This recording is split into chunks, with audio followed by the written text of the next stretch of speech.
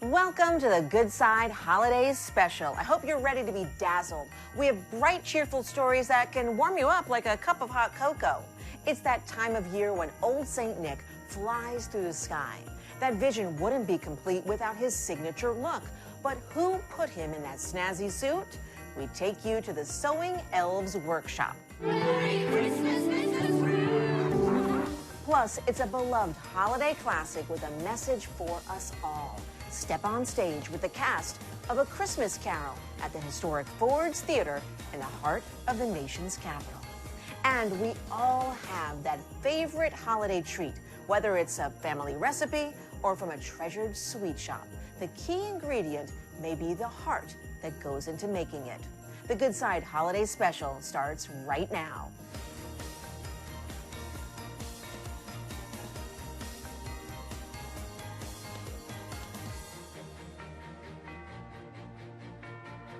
Hello, I'm Debra Alfarone. We start with a sharp-dressed man known for his legendary style. Well, that and the gift-giving. His work wardrobe requires some key elements and a little sparkle. For Santa to be at his fashionable best, he needs some help. The Good Side's Callie Neese introduces us to a team of helpful elves. But they're not at the North Pole, they're in Alabama. While Santa and his elves craft toys year-round for good boys and girls everywhere, his legendary suit and countless others are meticulously made right here. I've sewn for a Santa in Dubai and Canada and so far 25 different of the United States, 25 states. Annette Campbell's small sewing room in Trinity, Alabama is a global hub for Santa Claus. I can fix that up. Not only does she tailor the big man's suit, but also those for many of his helpers worldwide, and her work has even graced the big screen. My little logo on the back of my garment bags is made with magic, so I kind of go with that. Her home is filled with rooms brimming with luxurious fire engine red velvets and voluminous furs, ensuring each Santa receives a unique suit perfectly suited to their needs. Oh, I don't know if I can say that. They're all my favorite Santas. Annette crafts every accessory too, from his signature hat to his candy bag. Each suit is a creation, some traditional, some extravagant, and some even feature special hats designed for warmer climate. He's jolly. He's so fun to work for. Never complains, always laughing. Well, the ho, ho, ho, not really laughing. This isn't just a seasonal gig.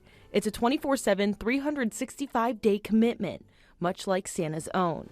But for Annette, the joy of Christmas and the heartfelt stories from Santa make each stitch worthwhile. I mean, some Santas have made me cry with the stories they've had talking with little children. It's the love of it.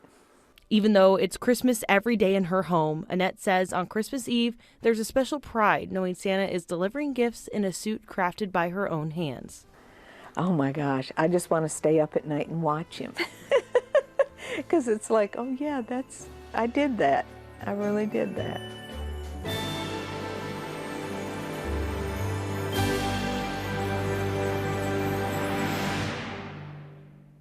Do you have a holiday memory that warms your heart, a favorite song or a story? The Good Side's Mason Carroll shows us how a children's book inspired a real-life adventure in Arizona, complete with a visit from Santa. For almost 40 years, the Polar Express book has been a staple in many family Christmases. And for 25 years, the Grand Canyon Railway has been bringing this train ride to life.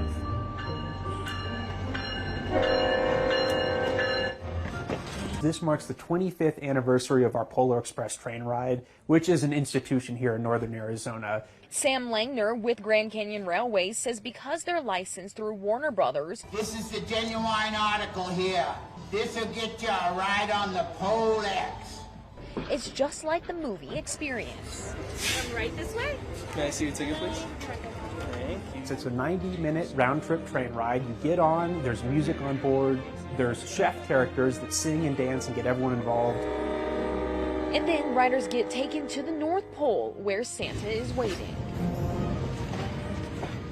Langner says because they've been around for a quarter of a century, the memories made here are generational.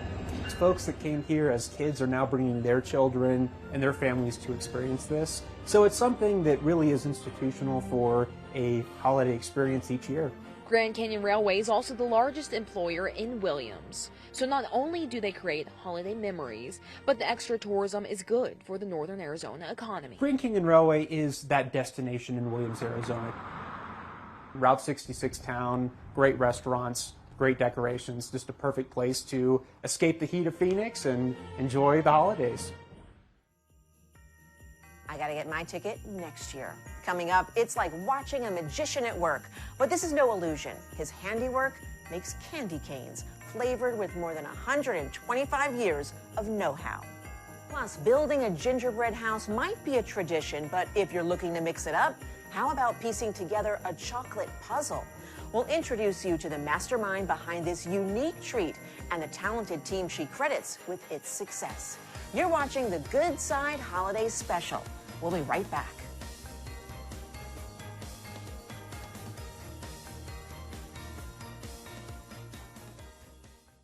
It's a gift you can't find on shelves, a sense of pride. A chocolate shop is turning one-of-a-kind holiday treats into job opportunities for workers others might overlook. Is this a fun job?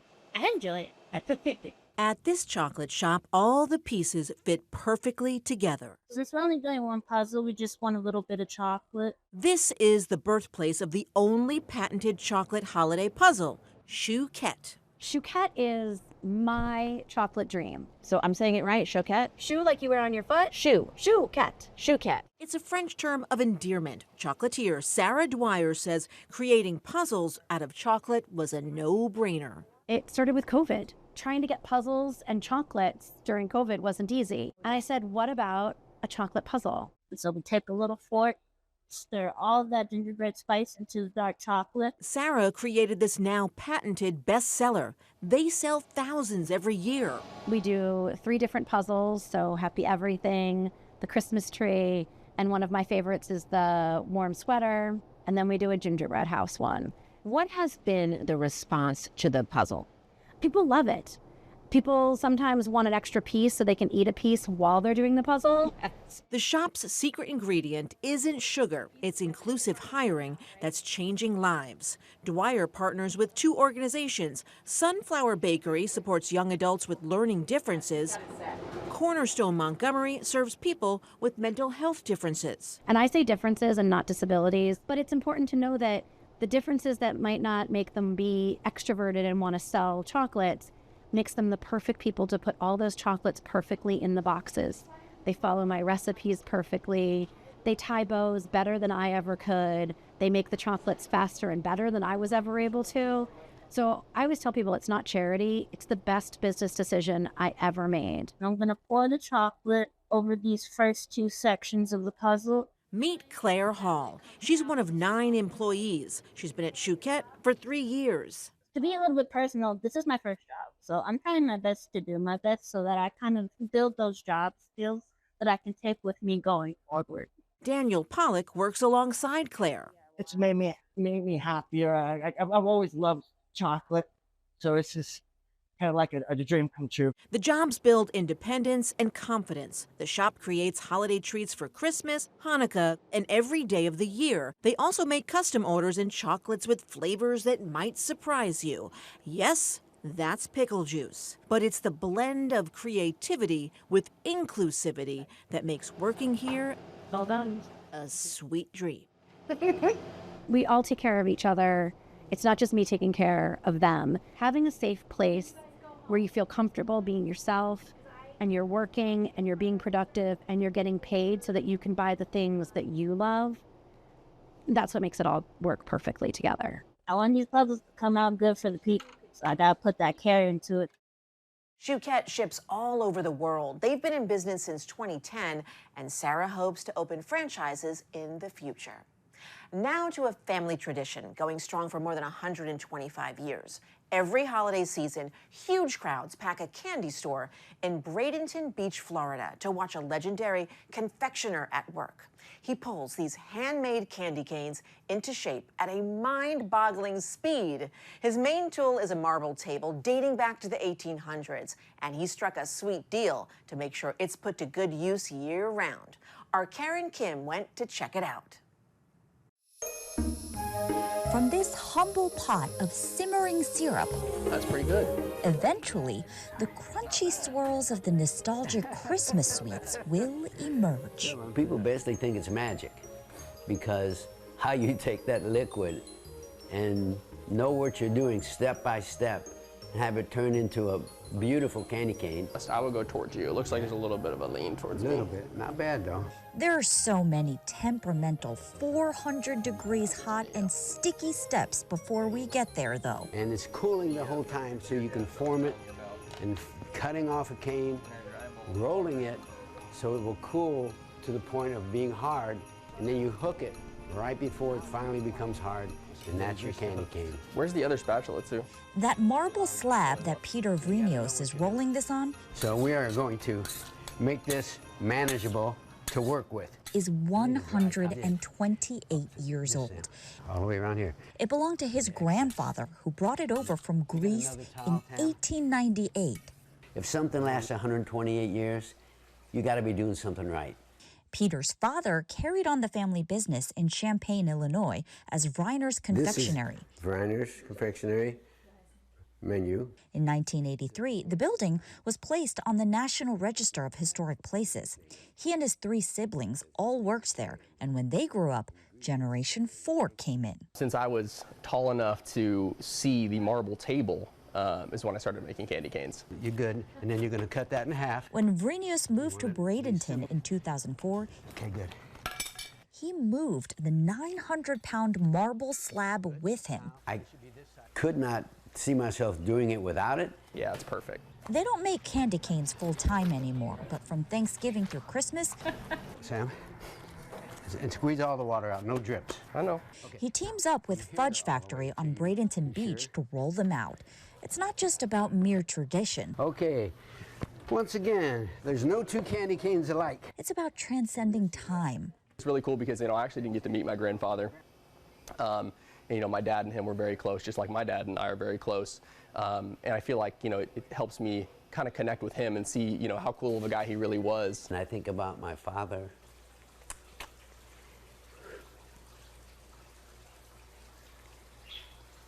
And some of the things that he's taught me. Not bad. I still got it. Looks good.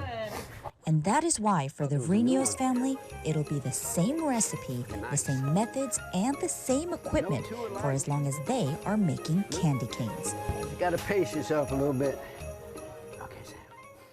Now that's my kind of treat. A family-owned Christmas tree farm in Virginia proves just how dedicated it is to its customers. She kept notes of anything that was lost, and we always put them on the bulletin board for a couple years, and as the years went on, we'd gather them and put them in a stack, and just hoping that one day we'd find a needle in a haystack. That Lost and Found was created years ago by the current tree farm owner's aunt. And that needle in a haystack recently surfaced in the form of a wedding ring. Wayne Corprew lost it 15 years ago when he was cutting down a tree with his family. So imagine his surprise when he got this phone call. I couldn't believe it. When I saw the Joe's trees come up. Of course, I had no idea. And then Darren said, asked me if, I described the ring to him. He said, yep, we found it. So, yeah, it was amazing. The notes on that Lost and Found bulletin board go back to 1962, the year Joe's trees opened. Up next, no bah humbug here. Past, present, and future. It is a beloved holiday classic with a message for us all. Charity, benevolence, forbearance, forgiveness. That's our business as human beings. And this story reminds us of that. Step on stage with the cast of A Christmas Carol at historic Ford's Theater We'll take you there after the break.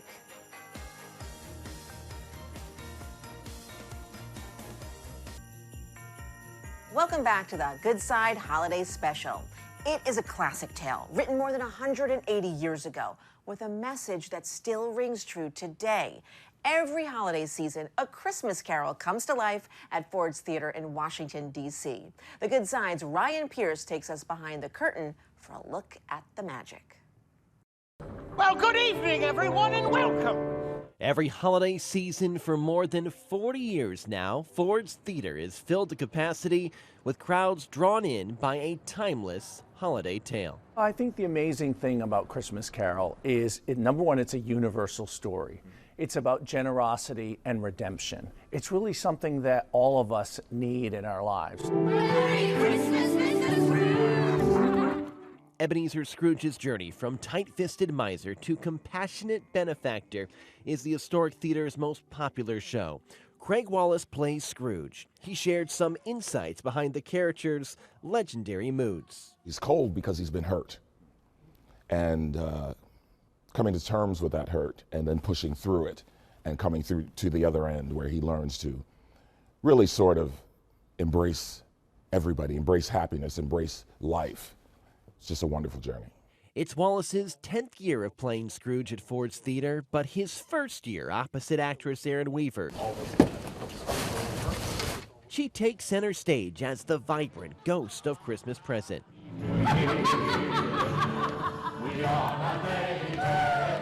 What moves me about this story, and I hope will capture the hearts of the audiences that come, is that you don't necessarily have to be or know someone whose behavior maybe isn't extreme or as intense as Scrooge's. We can all afford to look at ourselves in the mirror and ask ourselves, are we doing enough? Ford's Theater gives a Christmas Carol space for a month-long run. Night after night, people fill the nearly 700 seats, wowed by the acting, sets, and costumes, enjoying the holiday tradition. It feeds the budget of Ford's Theater that allows us to keep this historic site alive after all these years. I know the story back and forth. I know how it ends. I know what happens. But every year, I get a little tear in my eye, and I think, okay, the story's still working. Merry Christmas! Merry Christmas, sir! One of the ways I connect with my character is her sense of humor and her heart, but I aspire every day to channel her ability to be present, to think about how to help and connect with other people. We all are, you know, in different moments in our lives where we don't mean to hurt or be unkind, but maybe we are. And so it's a great opportunity to check in and say, you know, maybe we could take a risk, open up a little. Common welfare is our business. Charity, benevolence, forbearance, forgiveness, that's our business as human beings. And this story reminds us of that. And there's nothing too bah humbug about that. In Washington, D.C., I'm Ryan Pierce. On to another Yuletide classic, the Nutcracker. We've seen the ballets, watched the movies, and heard the music, but the Good Side's Carla Salinas shows us an adaptation with a twist in Las Vegas. In the traditional Nutcracker recital that we all know and love, it's all about the classical music and the ballet. But here at the Nutcracker with a Latin twist, it's all about the salsa and adding that unique sazon to a holiday favorite. For decades, the Nutcracker Ballet Show has meant tutus, toy soldiers, and a very classical Christmas party. But here at Jordan Studios, it's about ballet, but the party has moved to a 1970s Latin living room in Las Vegas.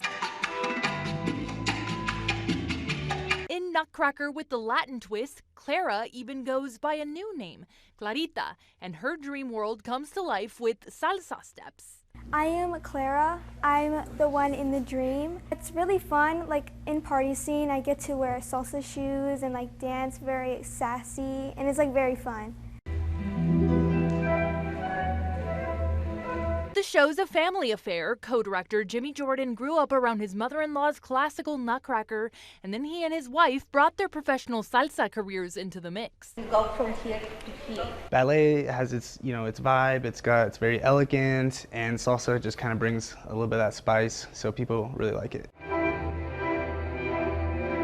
They tell me the goal isn't to throw out tradition, it's to reimagine it through a Latin lens. Come and see something, just a little twist. And ballet, classical ballet, elegant, with a touch of the Latin twist that is very elegant. We take care so much that part. For this mother-daughter team, it's also about reflecting the community around them. In a city where many families grew up with salsa at home, they want that same energy on stage. In salsa, you don't talk, but you communicate so much with some other people, and you exchange so much energy, and that's what I want to share to the community. Do you get fired up about decorating for the holidays? We've got just the place for you. A glass blowing studio where one of our very own tries his hand at making a Christmas tree ornament. We'll see how it turns out after the break.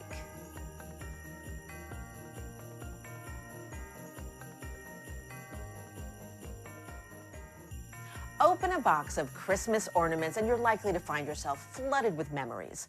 Anniversaries, milestones, life's big moments, each one is a treasure. The Good Side's Ken Baker spoke to people about their favorite ornaments at home. So when my first child was born, my mom decided that she wanted to get him started on an ornament collection. So she picked a theme of snowmen, and each year she buys him a snowman ornament. I'm more traditional, so I like the reds and greens and golds. And then I also have Santa Claus come to my house for my grandchildren. For some, Christmas ornaments, they're pretty personal. Basically, they're memories you put on your tree. A bit of nostalgia and tradition, or a tchotchke, that's a bit of you, showing off your favorite team or hobby. I've seen more than one dancing ballerina hanging from a blue spruce. This year, I thought I'd make my own ornament at New Soul Glassworks here in Cincinnati. Allie gave me a hand with the glass blowing. First, she gathered molten glass from the furnace. All right, so here's our molten glass. You can see I've got to constantly keep spinning, otherwise it'll fall towards the ground. I'm going to apply our color. Allie then takes time to roll color into the glass.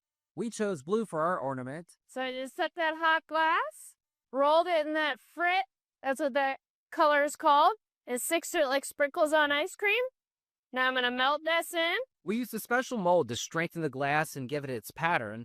Then Allie blew into the orb to inflate it before I got to spin and shape it with the jacks. And voila, a handmade ornament from yours truly.